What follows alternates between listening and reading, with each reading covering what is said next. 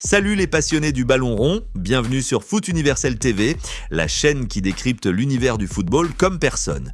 D'habitude, on vous parle des buts en or, des transferts chocs et des derbys enflammés.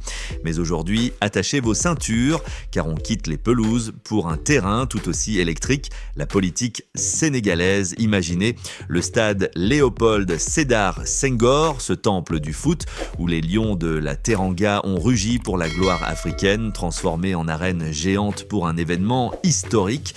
Des milliers de de patriotes, envahissent le parking, drapeaux au vent, chants tonitruants. Et au centre de tout ça, Ousmane Sonko, l'homme qui fait trembler le Sénégal et qui commence à faire vibrer le monde entier. C'est le Terra Meeting du 8 novembre 2025, capturé en images spectaculaires vues du ciel. Préparez-vous, car on va plonger dans ce phénomène Sonko, ce leader charismatique qui mobilise comme un capitaine en finale de Coupe du Monde. Abonnez-vous, likez et activez la cloche. On y va pour plus de 15 minutes de pure adrénaline politique foot. Commençons par le spectacle pur, mes amis. Si vous n'avez pas vu ces images, arrêtez tout et regardez-les maintenant. On en a extrait les meilleurs pour vous. Vue du ciel par des drones qui survolent le parking du stade Léopold Sédar Senghor, c'est une marée humaine infinie.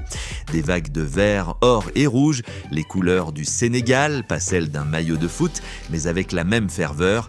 Des familles entières, des jeunes en t-shirt pastef, des drapeaux géants flottant comme des bannières de supporters en liesse. Le parking, habituellement désert, en dehors des matchs des Lions, est devenu un océan vivant. Selon les reportages en direct sur YouTube, comme ceux de Xalat TV ou Dakaractu TV HD, la mobilisation a dépassé toutes les attentes. On parle d'au moins 50 000 personnes venues de tout le pays malgré la chaleur de novembre à Dakar. Et ce n'est pas un hasard si c'est ici. Le stade Senghor, nommé d'après le poète président Léopold Sédar Senghor, symbolise l'unité nationale. C'est comme si, pour une fois, le foot et la politique marquaient un but ensemble. Ousmane Sonko a choisi ce lieu pour sa symbolique, un espace de rassemblement populaire où les victoires collectives se fêtent en chœur.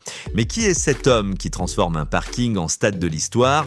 Pour comprendre le phénomène Ousmane Sonko, remontons le film. Né le 15 juillet 1974 à Thiès, dans le cœur battant du Sénégal, Ousmane Sonko n'est pas issu d'une dynastie politique. Fils d'un père casamançais et d'une mère baol-baol, il grandit dans un Sénégal post-indépendance, marqué par les rêves de Senghor et les défis de l'Afrique. Diplômé en droit et en gestion, il intègre l'administration fiscale comme inspecteur des impôts et domaines. Imaginez un collecteur d'impôts qui devient le cauchemar